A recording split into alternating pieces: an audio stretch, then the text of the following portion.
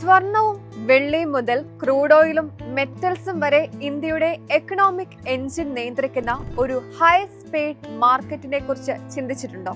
സാധാരണ സ്റ്റോക്ക് മാർക്കറ്റുകളിൽ നിന്ന് വ്യത്യസ്തമായി കമ്മോഡിറ്റി മാർക്കറ്റിലെ അൺപ്രെഡിക്റ്റബിൾ പ്രൈസ് ചേഞ്ചസിനെ ടൈം ചെയ്യാൻ വമ്പൻ കമ്പനികളും ട്രേഡേഴ്സും ഒത്തുചേരുന്ന ഒരു മാജിക് വേൾഡ്.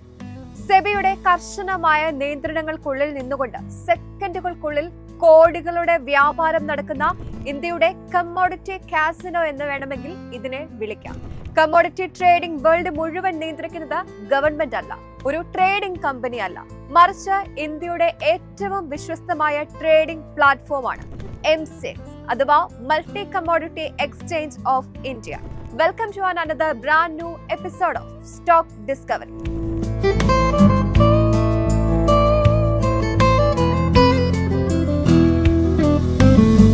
MCXന്റെ ബിസിനസ് മോഡൽ നോക്കിയാൽ ഇതൊരു സാധാരണ കമ്പനി അല്ല, ഒരു മാർക്കറ്റ് പ്ലേസ് ബിസിനസ് ആണ്. മുംബൈ ബേസ്ഡ് ആയി പ്രവർത്തിക്കുന്ന ഈ exchange gold, silver, crude oil, natural gas, copper, aluminium പോലുള്ള കമ്മോഡിറ്റികളിൽ സ്റ്റാൻഡർഡൈസ്ഡ് ഫ്യൂച്ചേഴ്സ് ആൻഡ് ഓപ്ഷൻസ് കോൺട്രാക്ട്സിൽ ലിസ്റ്റ് ചെയ്യുന്നു. ഇവിടെ ട്രേഡ് ചെയ്യുന്നത് ആരൊക്കെയാണെന്ന് നോക്കാം.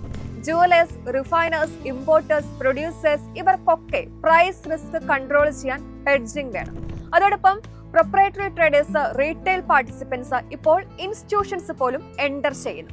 ഇവരുടെ എല്ലാം ആവശ്യം പ്രൈസ് ക്ലാരിറ്റിയും റിസ്ക് മാനേജ്മെന്റും അതിനുവേണ്ട പ്ലാറ്റ്ഫോമാണ് MCX.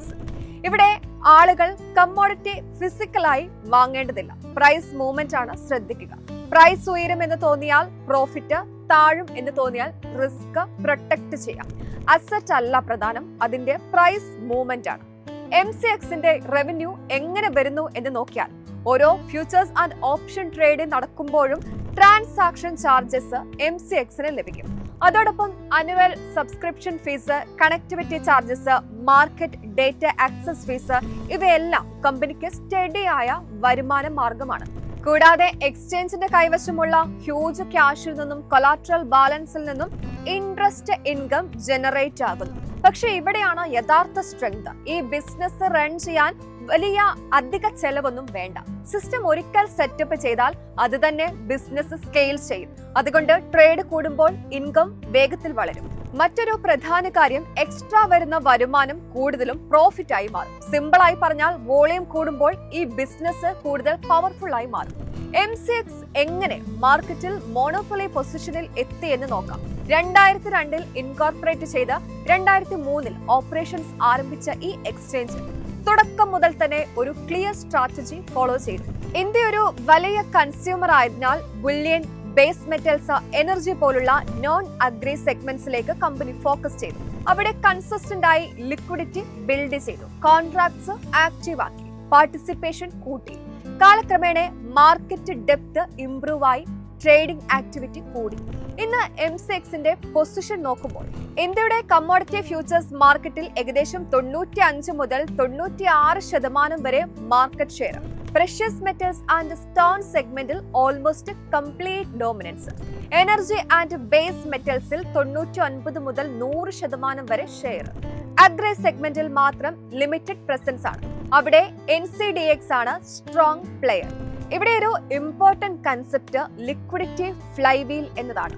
മാർക്കറ്റിൽ കൂടുതൽ ബയേഴ്സ് ആൻഡ് സെല്ലേഴ്സ് ഉള്ളിടത്ത് എക്സിക്യൂഷൻ സ്മൂത്ത് ആകും, കോസ്റ്റ് കുറയും, പ്രൈസ് ഇമ്പാക്ട് കുറയും. അതുകൊണ്ട് ട്രേഡേഴ്സും ഹെഡ്ജേഴ്സും പ്രിഫർ ചെയ്യുക ഓൾറെഡി ലിക്വിഡിറ്റി കൂടുതലുള്ള മാർക്കറ്റാണ്.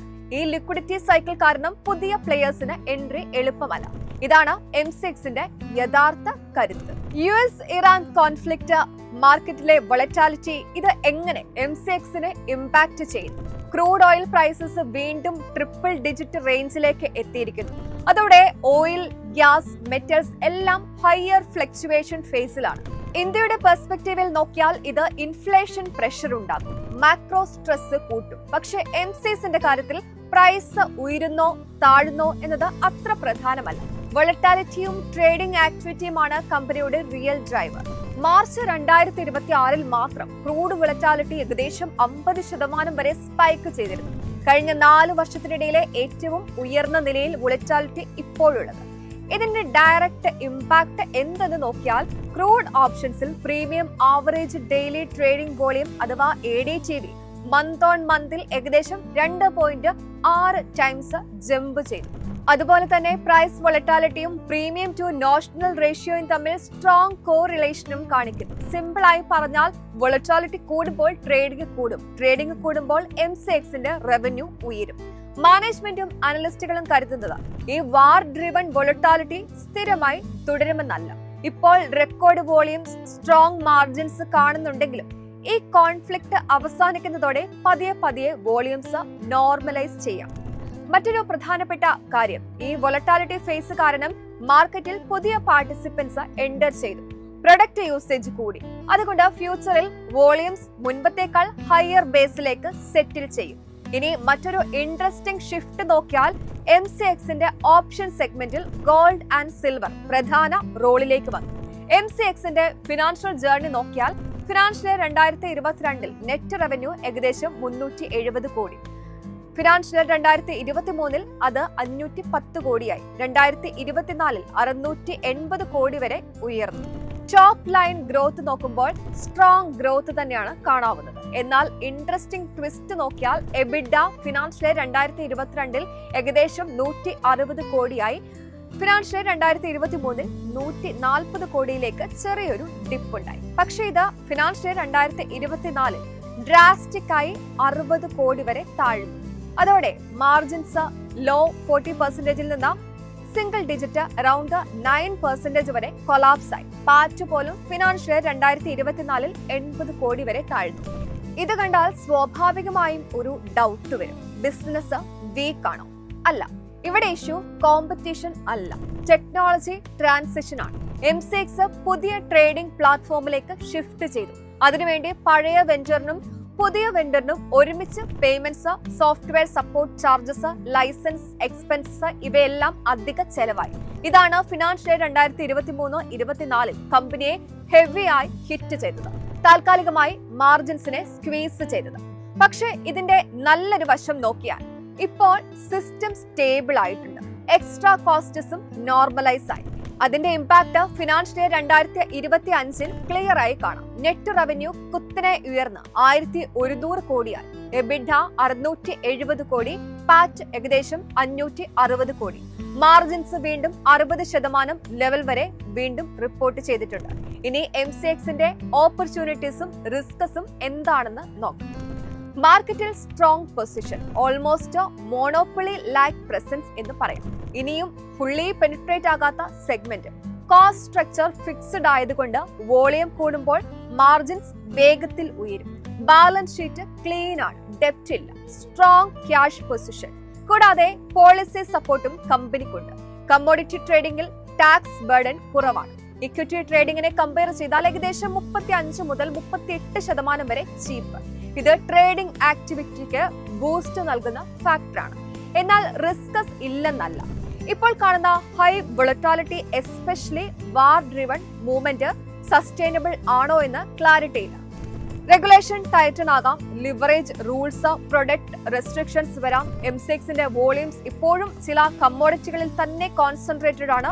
അതുപോലെ തന്നെ ടെക്നോളജി എക്സിക്യൂഷൻ വളരെ ക്രിട്ടിക്കലാണ്. ഫിനാൻഷ്യൽ 2024 കണ്ടതുപോലെ പ്ലാറ്റ്ഫോം ട്രാൻസിഷൻ സ്മൂത്ത് അല്ലെങ്കിൽ മാർജിൻസ് വീണ്ടും ഇമ്പാക്ട് ആകാൻ ചാൻസ് ഉണ്ട്.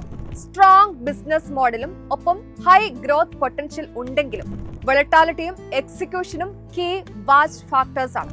ഇൻവെസ്റ്റേഴ്സ് പ്രധാനമായും മോണിറ്റർ ചെയ്യേണ്ട ചില കാര്യങ്ങളുണ്ട്. വോളറ്റാലിറ്റി കുറയുമ്പോൾ ഓപ്ഷൻസ് വോളിയം ഇപ്പോഴുള്ള ലെവലിൽ സസ്റ്റെയിൻ ചെയ്യുമോ? ഇൻസ്റ്റിറ്റ്യൂഷണൽ പാർട്ടിസിപ്പേഷൻ എത്ര വേഗത്തിൽ ഉയരാം? അതുപോലെ മാനേജ്മെന്റ് ഭാവിയിൽ ടെക്നോളജി എക്സിക്യൂഷൻ സ്മൂത്ത് ആയി ഹാൻഡിൽ ചെയ്യുമോ? ഫിനാൻഷ്യൽ 2024 പോലെ ഡിസ്ട്രപ്ഷൻസ് അവോയ്ഡ് ചെയ്യാൻ പറ്റുമോ? സിമ്പിളായി പറഞ്ഞാൽ MCXലെ ഓപ്പർച്യൂണിറ്റി സ്ട്രോങ് ആണ്, പക്ഷേ execution and market cycles close ആയി വാച്ച് ചെയ്യണം.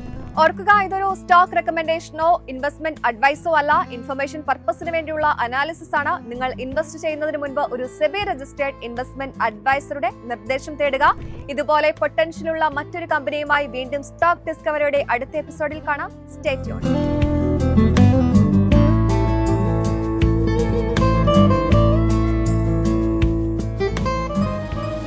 എളുപ്പത്തിൽ സമ്പാദ്യം വളർത്താം. ഇന്ന് തന്നെ മൈഫിൻ TV ആപ്പ് ഡൗൺലോഡ് ചെയ്യൂ.